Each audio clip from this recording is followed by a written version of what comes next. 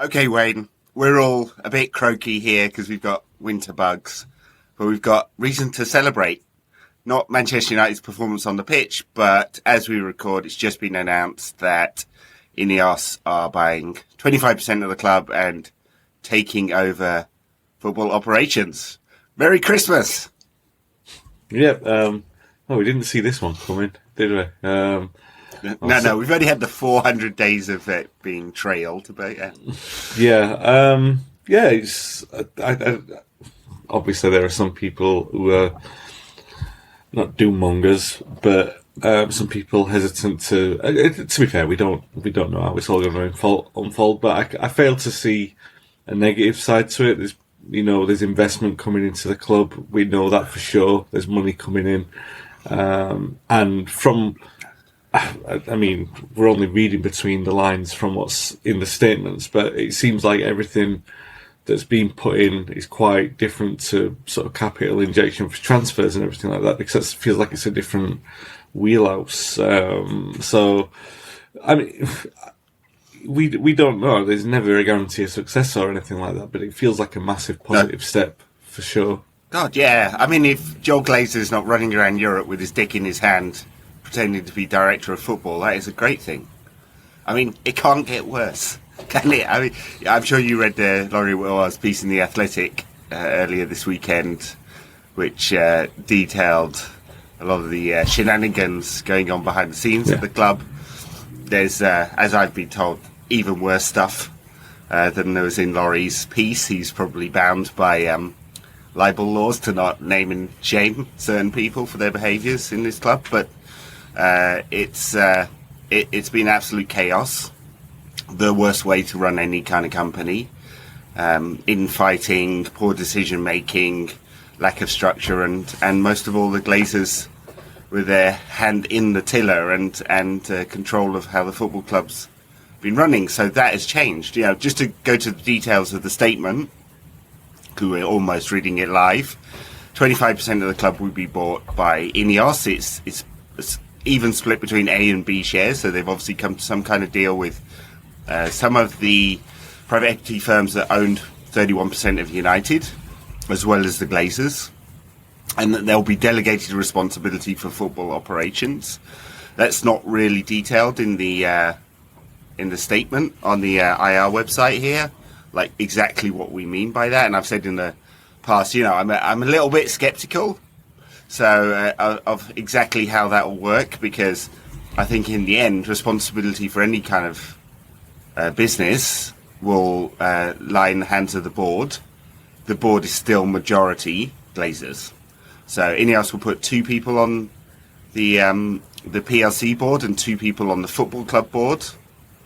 And as we've heard in the press, but not detailed in this statement here, there'll be some kind of football committee that is clearly reporting to the football club board, which will be 2-1 Ineos versus Glazers, right? So that's where the voting comes down. But at any point, I presume, unless it's written down in the contract exactly how it works, in the articles of association of the company, at any point the board of the PLC could overrule. That's how all business works. But so that's my level of skepticism. I think the optimist in me says, this is a new dawn.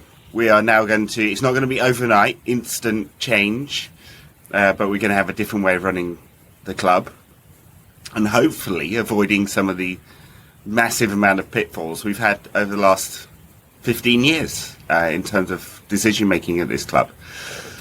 But that is all to play out, isn't it? Yeah, I will also say, and I'm not a doommonger. I like to think I'm quite positive on this podcast, but I do have to say this. You said it can't get worse. All I'm saying is there is a rainbow of possibility, and I don't mean that it being negative. Anything's possible, so it could be worse. We don't really know. We don't know what's happening. The general held hope is that it's going to be much, much better and things will be better moving forward. But it's like I've been saying all along, from August at least, with the injury crisis, is obviously so much of what happens at a football club, the mood you probably say 90% of the mood is governed by what happens on the pitch, and dictated by what happens on the pitch. And there's,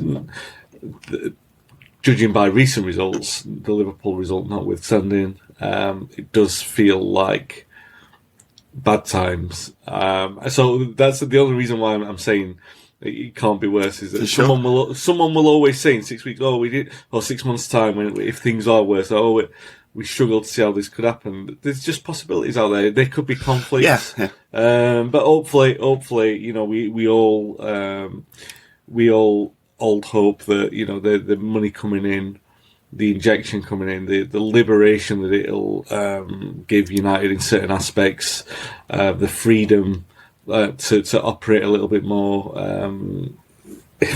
freely, is something that can only be of benefit for the club. So, I am very optimistic. I'm just saying that, like everyone always says it can't get worse. And I just feel like the last 10 years of results is like, is this a new low? Is this a new low? That kind of thing. We've visited that well one too many times, haven't we? And hopefully this is a change in that. We have, and we only have a certain amount of evidence on which to judge whether Ineos, as a group of companies, this kind of federated group of companies.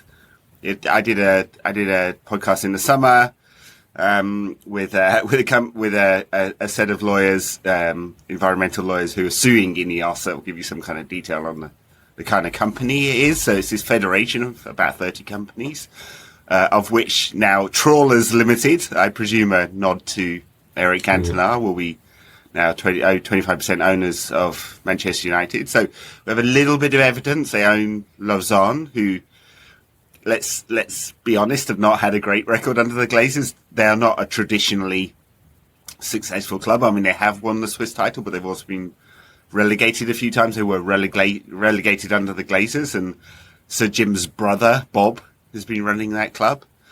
So not great evidence there. And in 5 years of owning Nice, it's been sort of underperformance. They are doing well in Ligue 1 right now.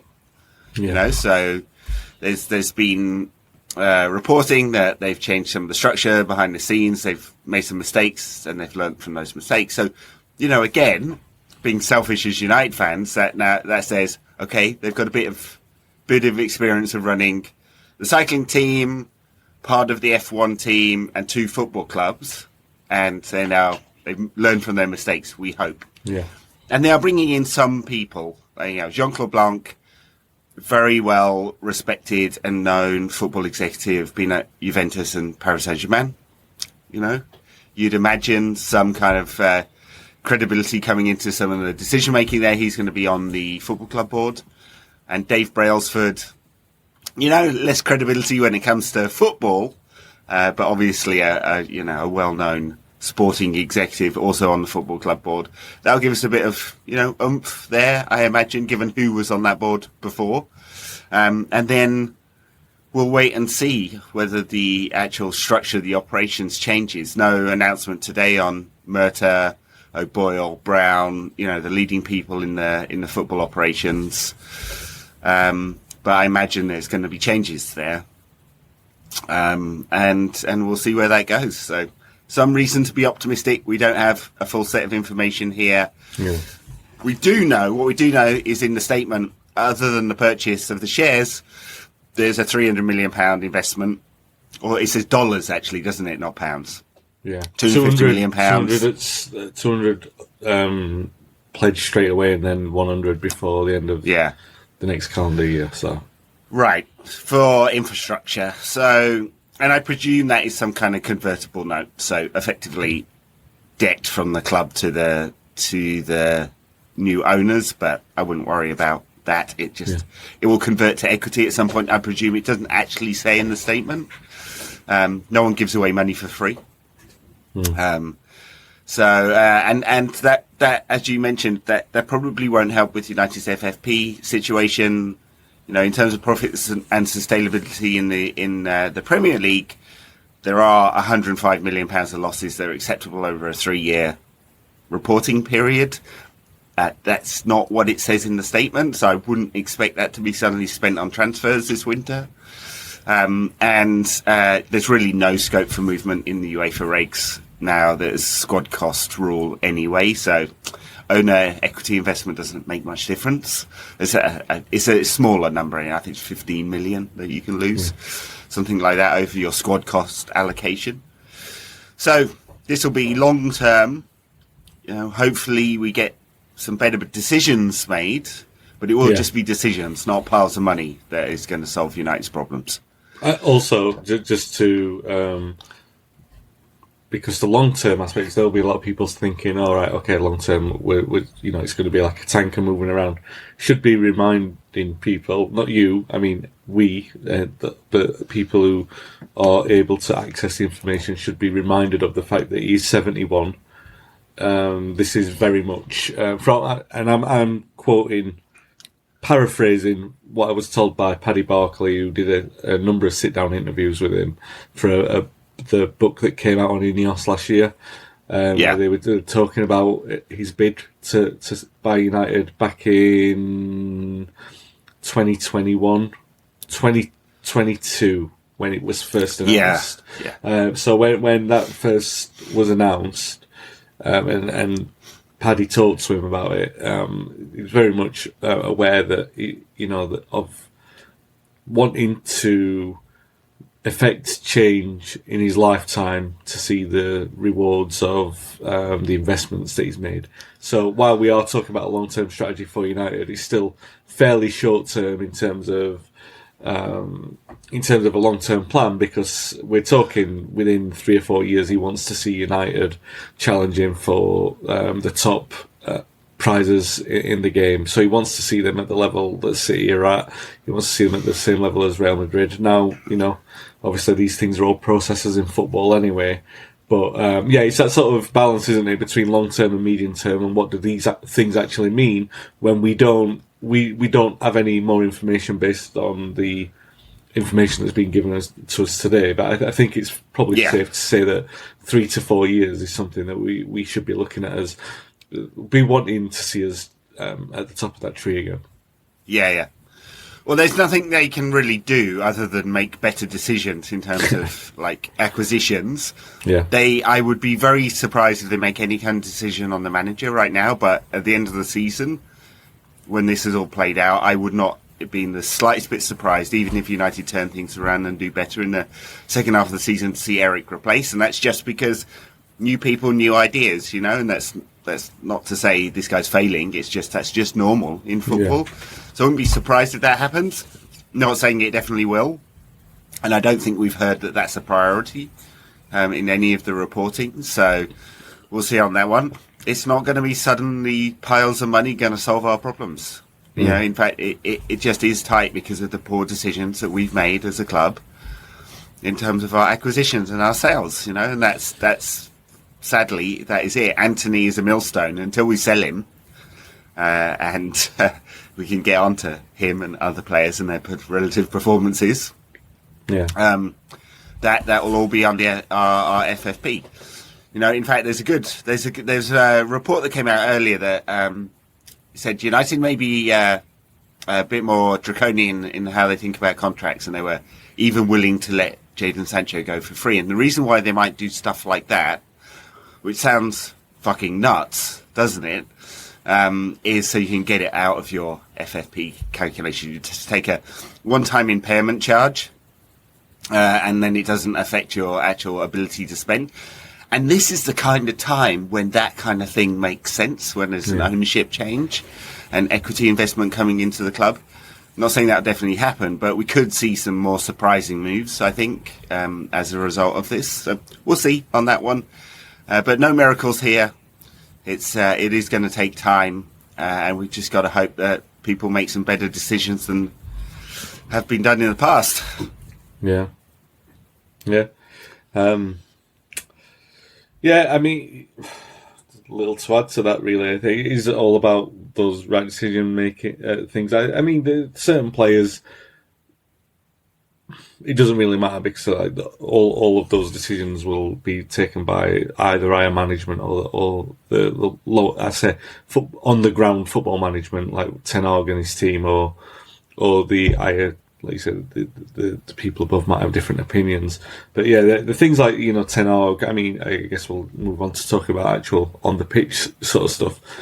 I would be surprised now, but I was thinking because it's been a bumpy December to say the very least, and we're still not out of the mire with it. But I feel like if there would have been pressure for him to go, it'd be around now, and we're not really feeling that. And it's strange, really, at United. And I'm not willing it. I'm certainly not willing it.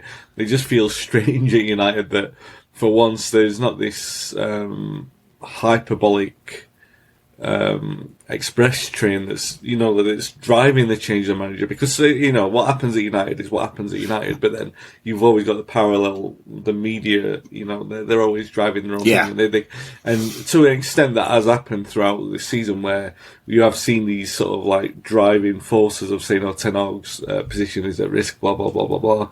And then we've seen the results progressively get worse, and the performances get worse over December. And I've talked on this. We talked on it a few weeks ago. Like saying, it's like looking at the run of results and thinking, all right, forecasting a heavy defeat at Liverpool and how likely that could be to end his tenure. And it turns out that we've had the heavy defeats in every result but that one. And how classic. But yeah, I mean, that's typical United at the moment, the way that we do things, and yet it doesn't feel like that. You know what I mean? Now, there was a point when we were 3-0 down to Bournemouth at home, and the fourth went in just before it was disallowed, and I was thinking, that's it, because you don't survive a 4-0 home defeat. And really, I stand by that. I think that is surprising that he did a whistle. An offside decision, a decision has saved him his job on that. But then you look at the other results that have happened since, and you're thinking, on results, it's difficult to make a case for it. But even though we have had many times the bigger picture conversation about the injuries and everything like that, which I still believe in, but I still also believe in the general fact in football that results catch up to you, and you can't do anything about them. We've spoken a lot about accountability at this club and the lack of it, and why that's such a problem. And that's one thing that we can hope that the new partial ownership will bring, is more accountability, and that does lie with Erik too. And that's 13 defeats before Christmas. That hasn't happened for 30-something years. We haven't had a start as bad as this in the first half of the season since 1930 or something like that. Yeah. We scored 18 goals in 18 Premier League matches. Obviously a few more in Europe, but we came bottom of that group. So on any measure when it comes to accountability of the manager, it's been a disaster. And I think any elite club around Europe would probably have fired their manager for this kind of thing. The reason why Erik's still there is partially because he's been saved by the ongoing purchase process and the desire, I presume, of the Glazer kids to offload this decision to the new football club board and the leadership there. Partially by the fact that United really can't afford to fire him. There's a £15 million cost there to fire him and his team. And then there isn't really loads of money in the kitty to invest for a new manager coming in.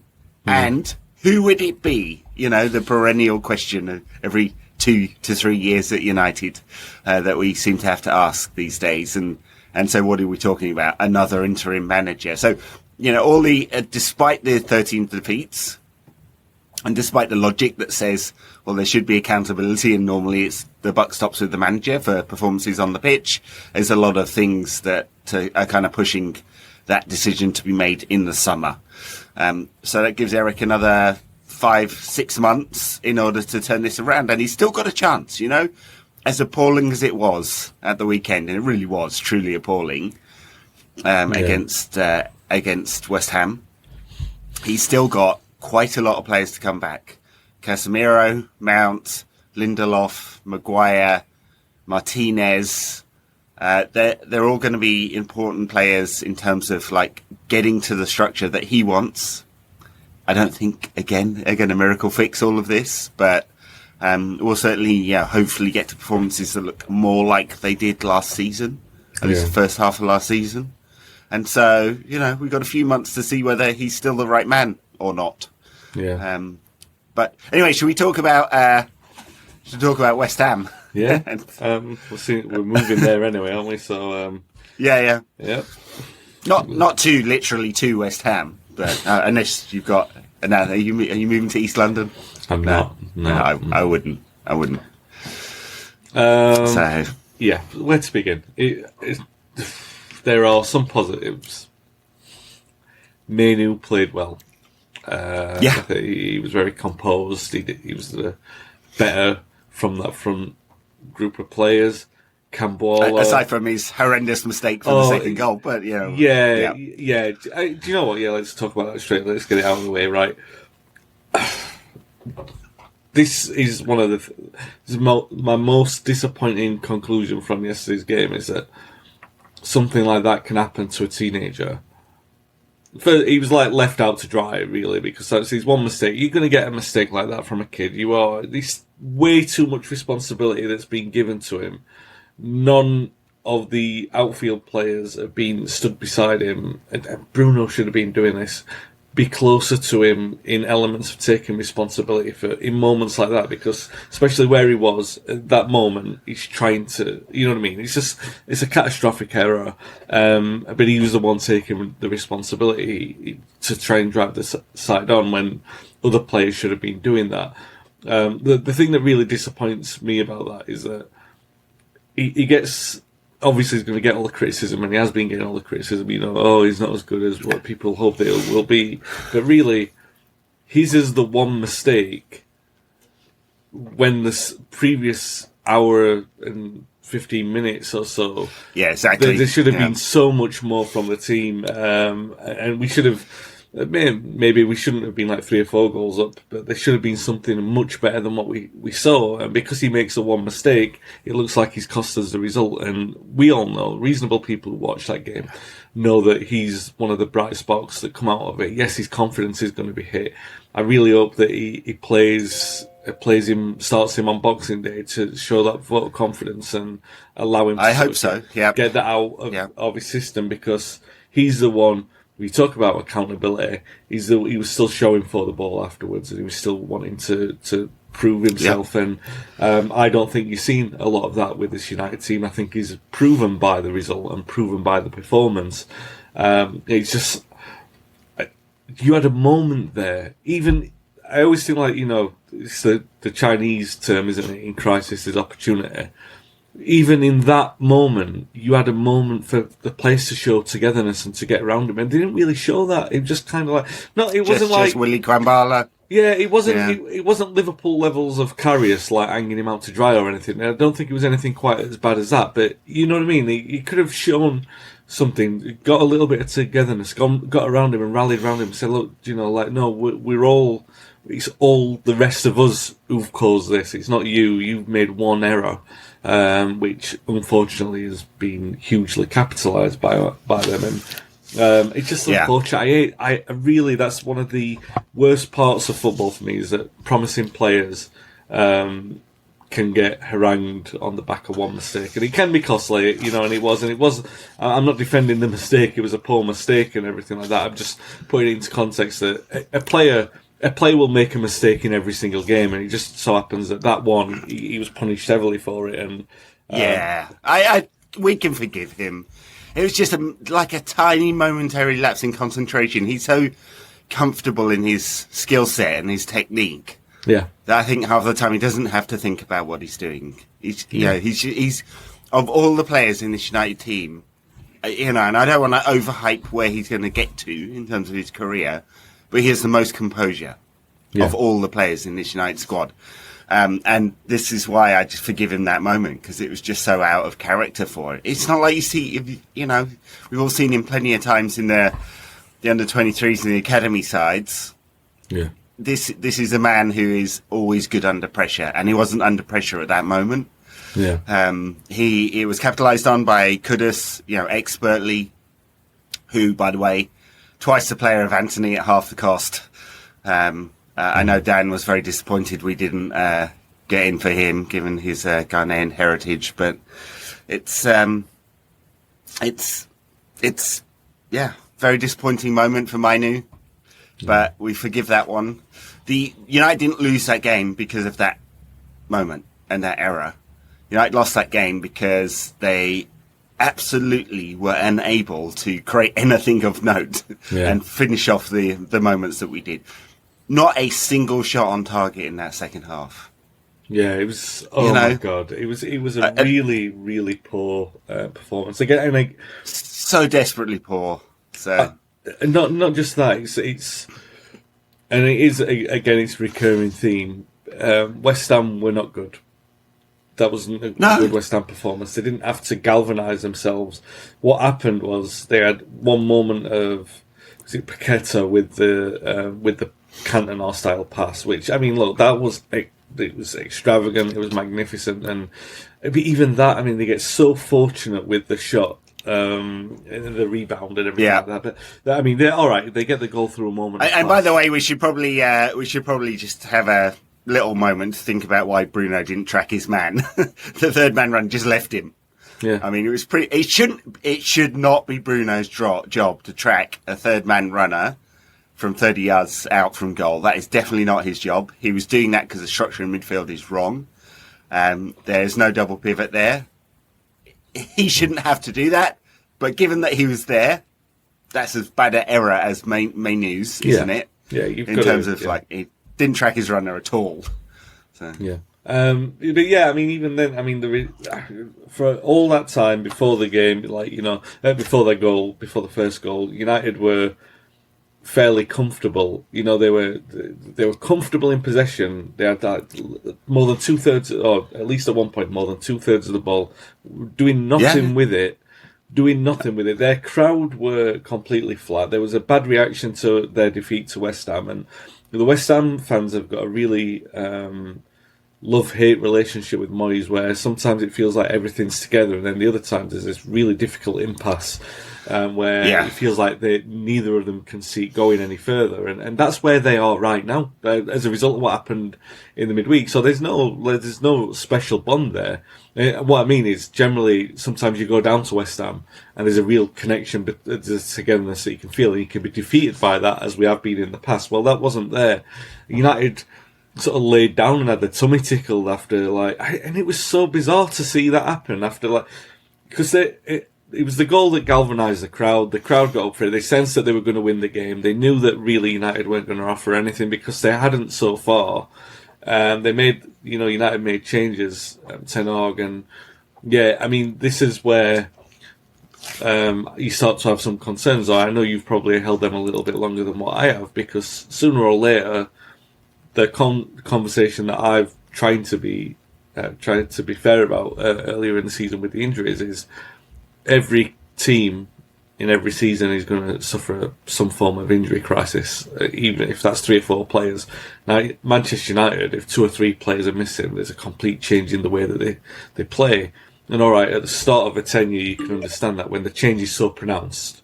But when you can't come up with a plan B, where there isn't a plan B, and you're just sort of coasting to get through there, and there's a lack of solution, and that is, unfortunately, we are seeing that a lot with Ten Hag, is that there's no cohesive plan B. So even it doesn't bode well for the future, because we're always going to have injuries, like in 2 or 3 years' time, even when he gets let's say that let's say he's still here and he manages a full turnover of squad, and that maybe his B squad is more inclined to play like the A squad would play. He still doesn't look like he can make inspiring decisions in terms of fixing it up and mixing it up. So, you know what I mean? Yeah. If plan A isn't working, you do need a plan B, and plan A or plan B are working. So. No, or C or D, or how far do we go down the alphabet? Because there are so many injuries. I think your point about he seems unable or unwilling to get this team to play in the way that he wants to when he's got this many injuries is the key one, isn't it? Because the important compromise he's made is, it's partly in terms of how United build up, but it's mostly in terms of the structure of midfield. He's decided he wants Scott McTominay in there, and he wants McTominay in there for his ability to score goals, and he's our top goal scorer, but he doesn't offer anything else. And in fact, because he goes wandering into more forward positions, you saw, especially in that second half, Bruno coming back into deeper positions all the time. That's why he was there, not tracking the third man run. Yeah. And so that you compromise your most creative player to have McTominay in there because he gets in Bruno's zone. And you also compromise the ability to have a double pivot there protecting your back four in transitional moments, but also the double pivot there in terms of how you build up. Yeah. Right? Because you've literally got an extra man. And I think that was the key thing that changed from United's game against Liverpool. Now, they played quite a defensive double pivot there. Mainoo and Rabat, they just sat there. And they did offer a lot of protection. Liverpool did still have 34 shots, but we won't go too much into that. And that changed for the West Ham game. Completely inexplicably, I think. And both of those you can put down to that. One, Mainoo loses his concentration, but he's the only player there. Yeah. Two, no one to cover the run. And West Ham got fortunate with the finish, but it stems from the structure. And it's one of the biggest concerns that Ten Hag hasn't seen this. There were periods last season, especially in the sort of late autumn, early winter sort of thing, before the Carabao Cup win, when it seemed to be like he had this touch of everything magically coming right. The tactical changes he made for one-off games, the changes he made in match, it just seemed to all come right, and it does not anymore. Yeah. And he's persisting with stuff that doesn't seem to make sense to a lot of, albeit total amateurs like me, but I'm like, I don't understand what he thinks the benefit is of having McTominay in here. Dan called it the McTominay paradox, where the player you need in order to win games is the player that makes you much worse as a team. I felt that was true about Zlatan at one point as well, that he was making the team worse despite scoring goals. And in fact, to a certain extent, Ronaldo too. Yeah. This is even more catastrophic than those because it's right in the heart of United's midfield and fundamental to the way United should want to play and can't. The other one is Anthony, who I mentioned earlier, who I don't want to beat down on because I think there are many more qualities to him than are raised by the critics, but they're all defensive qualities. Yeah. He works really hard. He covers his fullback. He's willing to. He shows for the ball all of the time, to a fault. He carries the ball really well. Those are good qualities. The rest of it's absolute garbage. Yeah. He's down in the bottom 20th percentile for all the attacking metrics. He would not look out of place. His metrics would not look out of place at Luton. And this is, we come back to how we fix our problems. It's £86 million worth of problem there. And by the way, he wasn't by any means the worst or the only bad player for United yesterday, but he's kind of symptomatic of so much of what United do, and he was just dreadful. And so, actually, Garnacho on the other side, he fluffed his one chance. Apart from that, he didn't really do anything in the game, did he? Rasmus Højlund, I think he had the fewest touches again. It's like every game. Yeah. A few more than 5 that he had against Liverpool or whatever it was. But, it's desperate. It's desperate. I mean... And at the back, I can't even blame the back four too much, really. It's like thrown into an away game at West Ham. Cambuala did perfectly well, didn't he? Young kid. And when he was 16, people had a lot of high hopes for him, and he's had a lot of injuries, and he's overcome those. So I think that might speak to his character as well. Yeah. That he's managed to force his way in. I know there are 4 centre-backs injured, but still, he's been trusted with that. And the rest of the back four did okay. Onana made no huge mistakes. I think, the United's problem is not there, really. It was further forward.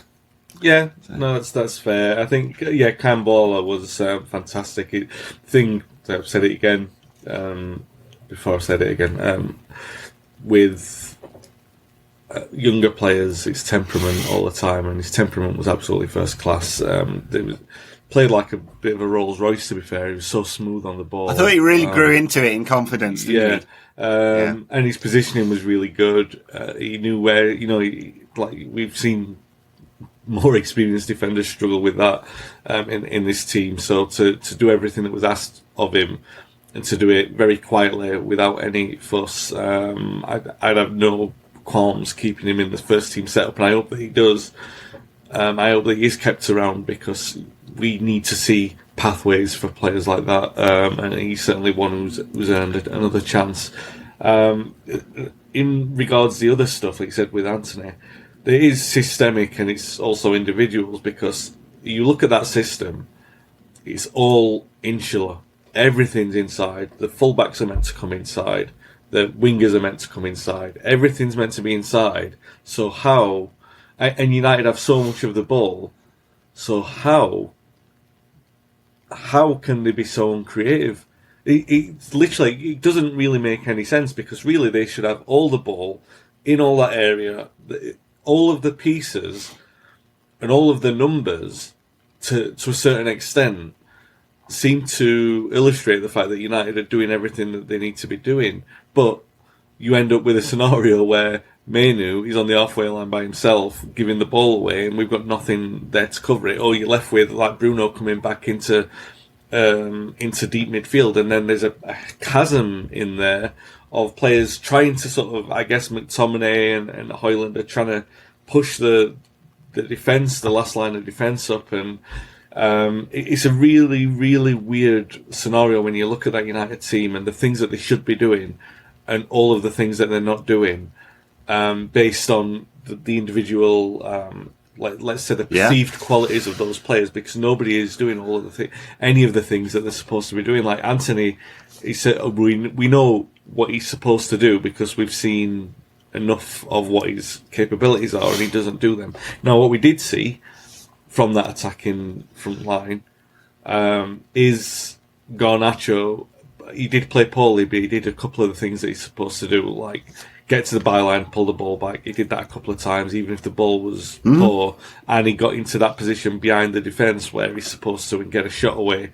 You might not get more than one opportunity in a game for that. Like with Liverpool, he had that one chance, and Alexander-Arnold got there, and against West Ham, he had that one chance, and he had two chances. He got one where he got his shot away with his left, I think, and then he had the one where he really should have scored with his right. And two chances at Premier League level on the break. You know what I mean? You need to score one of those really, and all right, yeah, I can allow, or I can understand a teenager. Like we all remember Ronaldo frustrating when he was a teenager. They are going to make mistakes. They are going to make errors of judgment where they're second guessing themselves and things like that. So that's part of a process for Garnacho, like it is for Mainu. The problem is that United have is that we need them to be playing like 23, 24-year-olds. That's the burden that they're carrying at the moment, the weight of expectation, unfortunately. And that's not only down Simmons, because Casemiro, when he was in, wasn't playing well. Garnacho's on form in front of Rashford, who's 26 now, should be doing that all the time. So we're expecting that level of consistency. And we can expect mistakes and we can expect errors in judgment, things like that, but it does cost. It cost us yesterday. It cost us, I shouldn't be saying this because I've got more patience with them and I want them to have long careers at the club, but obviously the Mainu and Garnacho things cost us yesterday in terms of the results. There's no getting away from it because we didn't win the game, and it's too much responsibility. What I'm saying, really, ultimately, it's too much responsibility for those players to be carrying that burden when all the other senior players are in a position to better affect change, and they're playing so poorly. And not taking that responsibility. And we've seen, again, it's just something that we've seen much too often. We can look at the manager, but I do, and I do, like I said earlier, I'm starting to question his decisions on plan A's and plan B's with an injury hit squad, because you could still see better than what we are doing. But then there are things like you said earlier, and I agree with it. Like United aren't in an injury crisis, in particular, this United team aren't good enough to take it easy with any opponent in the Premier League. So, and certainly not at West Ham. So, don't change what worked at Anfield. Do that double pivot. Go with that, even if it means sacrificing an attacking player. Do that for the control of the game. United's betterment of getting a result would be massively increased by that. And I do get the Ten Hag idea is to be more adventurous and to be more dominant. I get that, and I appreciate that. But it's not that United don't have the quality to get away with that at the moment. So we should have. No, I know that dominance. The 65% possession, but the field tilt is pretty much even. So United had the ball in all the wrong areas anyway. They weren't creating any pressure with all that possession. And in fact, you can say, and I think it's fair to say, that West Ham have got inferior players but a better structure right now. Yeah. And, there's no doubt about how any of West Ham's players are supposed to perform.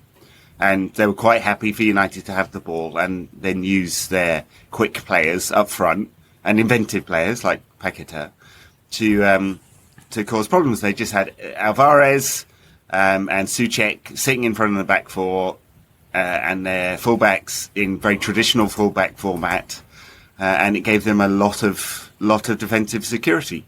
Part of the reason why United got 3 shots on target, none of them in the second half when we were chasing the game. So they are structured in a way that gives them what they want. It's part of the reason why David Moyes is not loved at West Ham. He should be. They're 6th. They've won a European trophy. He should be loved. But it's this very, as we know, it's reactive football. It wasn't loved at United and wasn't successful. It's in historical terms pretty successful at West Ham. And they all know what they're doing, and they executed it yesterday in a way that United do not and did not. And some of that does lie on the coach. A lot of it lies on the players, but it is a muddle at the moment. Yeah. And I don't know how he can, we got 2 days until the next game against an informed Villa, albeit they were held to a draw this weekend. But they are playing well. They're much more adventurous than we've seen an Unai Emery side be in the past, I think is fair, at least some of them. And that's going to be a massive, massive test for United. And it's like, if I see that team sheet and it looks the same, I'm going to be really worried. Really worried. And I don't think the answer is just in changing all the players, but again, accountability. The absolute lack of anything, any impetus at all in that second half it was so desperately pathetic watching them just lie down and take it. I do share your Christmas wish in wanting to see something good on the team sheet, and I do think maybe the sensible decision would be to go a little bit more pragmatic with the midfield to try and get a bit of control, because that's where Villa tend to have a lot of joy, is in that area, and they've had a lot of joy against us in that area in the last few years, which is concerning. So I hope that Ten Hag has got his finger on the pulse with that one. But it does lead to a consequential conversation. I know some people are having it. Some people have been having it for a longer time. It's to do with the tactical discipline of having Bruno in the side. And again, Dan's point, what you said before, which I remember listening to it when it was made, and I'm thinking, the McTominay paradox. Yeah, it's a really good one. But you can say that for different players in the team, and Bruno's another player who, unfortunately, we can have that conversation with. And then the point is that a successful team who wins trophies on a regular basis can't have any of those players in. Well, maybe it has one. It has one player in there, because you have that argument backwards and forwards then, and you say, well, the justification is that the goals win the trophies or something like that. But a good team can't have more than one of those players in, because if you have 2 players who are operating on this kind of spectrum, then it's counterproductive to anything that you need to be doing to a team. When they're not playing, when they don't have the qualities to do what the team wants to be doing, particularly when both of them are midfielders and the other one, or in that three midfield, and the other one we've praised so much.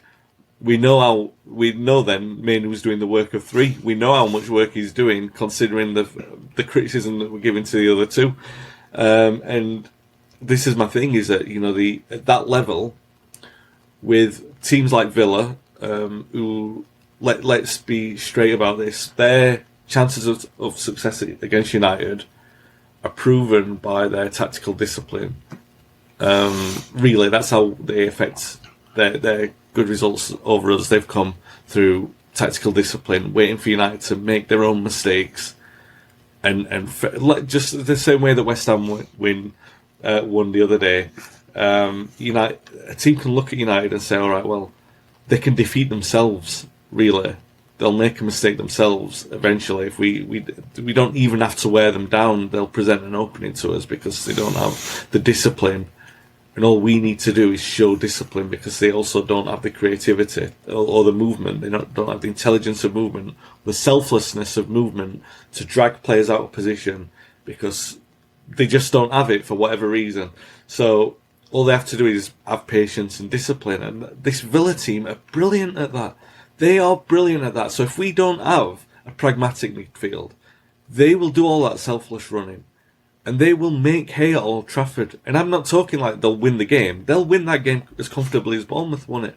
Because they've got that pragmatism. They've got that discipline. And that, as we've seen, unfortunately, that's the key ingredient to beating this United team at the moment. And if the penny's not dropping for these players, because that is where the manager loses accountability, because he can only send that 11 onto the pitch and hope that they show that accountability, they show that selflessness. You mentioned with the Fernandes thing, all right, we know that a player of his many capabilities shouldn't be tasked with doing that. But at any given game, at any given time, at any given game, a player will be asked to do something that they're uncomfortable with doing. And Fernandes, even if he's asked to be the lone frontman, if he's placed in that situation, he should be making that run to cover that player, and he wasn't, and we've ended up losing a goal from it. So yeah, we're always going to be faced with that in every single game of football. And the problem is that United have got too many players who abandon that responsibility. It doesn't necessarily translate on the stat sheet as a loss of accountability, because it's a difficult thing to track as a mistake, but you can know it when you see it. And we know it when we saw it on Saturday, and you'll know it when you see the difference in an Aston Villa side, and you'll see that on Boxing Day. And that's what United have to be aware of. And I don't know. I hope that they are, but it's not something that you can take for granted. No. We may have Rafa Varane back. He was suffering with illness for this one, so I assume he'll come back into the side. As we saw with Liverpool, he is still a good defender. For all the talk about build-up, there isn't the rest of the structure in the side. You can't do good build-up with Scott McTominay in the side, right? So the paradox in thinking I don't understand. Or, anyway, he may come back into the side. I would like to see Amrabat come into the side, not because I think he's a good player. I don't think he is particularly, but he takes some of the workload off Kobbie Mainoo. Yeah. I think it makes for a more sensible midfield pairing. Also allows you to push Bruno further up the pitch and be closer to Rasmus Højlund. And I think you'll find he will benefit a lot from that. That to me just makes much more sense as a structure for the team. I totally agree. Like Luiz and John McGinn, very, very disciplined in midfield, and they've got a lot of very quick players. Yep. Quick, inventive players up front who will cause United a lot of problems. And if we employ the donut midfield again, they're just gonna run through it. And it doesn't matter whether it's Varane or Evans or Cambuala or not Lindelof and Maguire, because they're not going to be fit. But yeah, whoever it is, they'd be under pressure. Yeah, and we've seen that so many times this season. So I fear for United in this one at this moment. I would like to see us. It's not even more pragmatic. It's just a better structure for the midfield to bring Amrabat in. Yeah.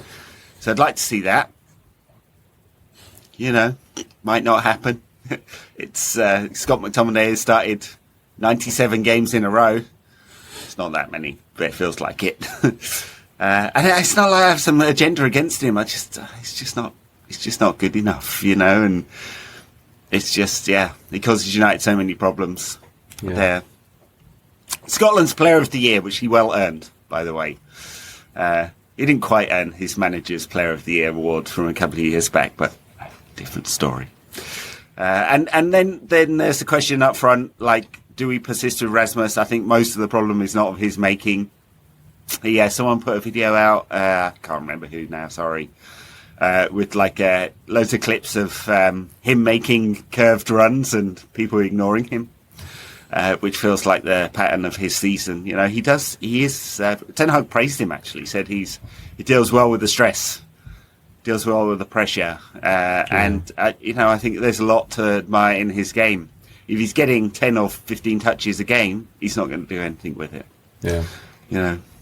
And he perhaps doesn't have the composure yet, as we saw with that chance he had against Liverpool, to finish off that one very tight opportunity.